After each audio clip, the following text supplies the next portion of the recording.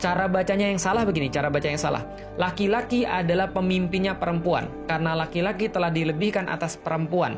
Dan karena laki-laki sudah ngeluarin duit, maka perempuan harus taat. Nggak gitu ceritanya. Nggak gitu cara bacanya.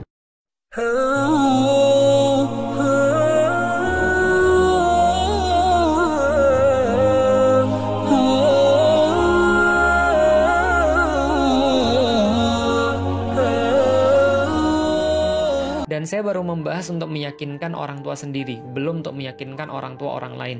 Yang mudah-mudahan sebagiannya akan kita bahas pada sharing kita pada kali ini. Nah, kenapa? Karena awalnya memang kita akan mulai dengan orang tua kita dulu. Andaikan orang tua kita dulu itu tidak bisa menerima kalau kita mau menikah, maka bagaimana orang tua yang lain menerima kita? Kalau seorang laki-laki tidak mampu meyakinkan bapaknya sendiri, bagaimana dia bisa meyakinkan bapaknya orang lain? Nah, itu adalah sederhana pemikirannya. Maka kita sudah bahas ketika berkaitan dengan laki-laki, maka seorang laki-laki harus menunjukkan apapun yang bisa diperbuat oleh ayahnya, maka dia bisa melakukannya. Tanggung jawab, kecerdasan emosional, caranya untuk mengatur harta dan segala macamnya, dan itu belum saya bahas kemarin. Yang sedikit akan saya bahas juga berkaitan dengan perempuan. Jadi maksudnya teman-teman sekalian, di dalam Islam itu bukan berarti harta tidak diperhatikan. Kadangkala saya melihat banyak orang yang tidak terlalu membahas atau kurang tepat membahas tentang pernikahan bahwa seolah-olah harta itu tidak penting. Harta itu penting walaupun bukan segala-galanya. Betul, ketika di dalam pernikahan, itu yang harus kita utamakan terlebih dahulu adalah perspektif dalam menikah. Untuk apa sih kita sebenarnya menikah? Tapi kita juga harus memperhatikan harta, harus memperhatikan fisik. Kenapa? Karena Allah menyuruh kita untuk memperhatikannya. Misal di dalam Al-Qur'an Allah berfirman, "Ar-rijalu qawwamuna 'alan nisa." Sesungguhnya laki-laki itu adalah qawwamnya perempuan. Qawwam ini bukan hanya memimpin, bukan hanya menjadi terdepan, tapi qawwam ini juga artinya pensupport, sebagaimana satu pasak yang mensupport tiang, atau sebagaimana satu tiang yang dijadikan sebagai tempat sandaran. Ini yang dinamakan dengan qawwam.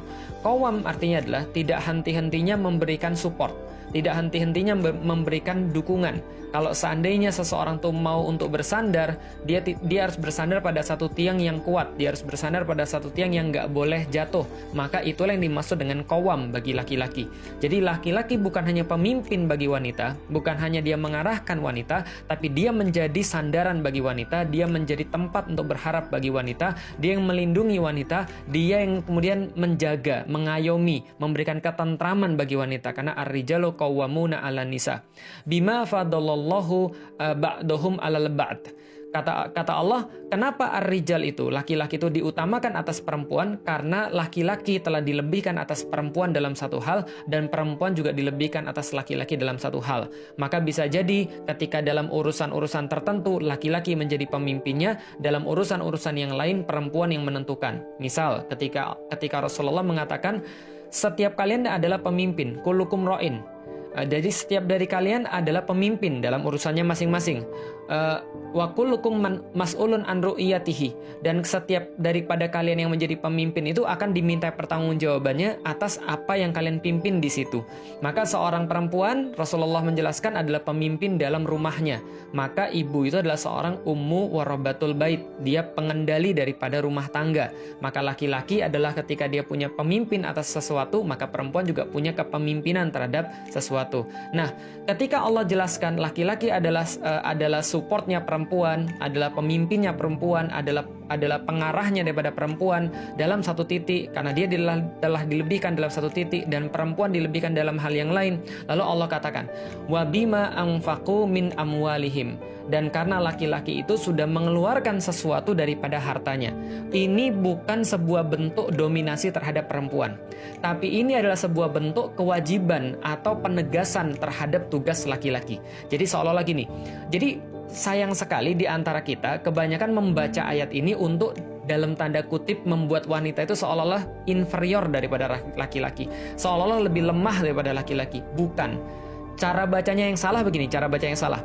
Laki-laki adalah pemimpinnya perempuan. Karena laki-laki telah dilebihkan atas perempuan. Dan karena laki-laki sudah ngeluarin duit, maka perempuan harus taat. Nggak gitu ceritanya. Nggak gitu cara bacanya. Tapi yang dimaksud dengan ar-rijalu qawwamuna 'alan nisa, seorang laki-laki dia adalah penjaga, pelindungnya perempuan, memberi kenyamanan pada perempuan, tempat bersandarnya perempuan, tempat dia untuk mengandalkan sesuatu. Andaikan dunia runtuh, kalau seandainya laki-lakinya tetap di situ, dia merasa bahwa dia kuat. Kenapa? Karena ar-rijalu qawwamuna 'alan nisa. Itu yang pertama. Lalu kemudian yang berikutnya, karena Allah telah melebihkan laki-laki terhadap wanita dan Allah melebihkan wanita terhadap laki-laki. Ba'dohum 'ala ba'd. Ketika Allah telah melebihkan yang satu dengan yang lainnya, Allah tidak mengatakan Allah lebihkan laki-laki terhadap perempuan. Enggak. Allah katakan Allah lebihkan yang satu terhadap yang lainnya. Artinya laki-laki punya kelebihan, perempuan punya kelebihan. Wa bima anfaqu min amwalihim. Dan terhadap apapun yang telah diberikan oleh laki-laki terhadap perempuan, maksudnya adalah dan karena laki-laki itu wajib untuk memenuhi segala sesuatu yang berkaitan dengan harta dan itu bukan tugas perempuan. Paham ya? Jadi ini cuma pembagian tugas aja.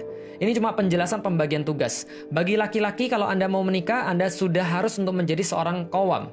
Anda sudah harus menjadi sesuatu yang lebih dalam hal-hal tertentu. Dalam hal emosional, dalam hal kemudian agama bisa jadi. Atau misalnya dalam hal pengurusan rumah tangga, dalam urusan-urusan yang berkaitan dengan hal-hal yang kasar maksudnya. Dan kemudian dia sudah bisa untuk memberikan nafkah bagi istrinya. Nafkah bagi istrinya bukan dibatasi dengan dalam tanda kutip, contoh misalnya harus punya duit 10 juta per bulan istrinya, atau 20 juta per bulan, bukan. Tapi menafkahi itu adalah memberikan apapun yang menjadi kecukupan buat istrinya, yang nanti kapan-kapan akan kita bahas dalam fase pernikahan. Tapi ini belum fase ke sana.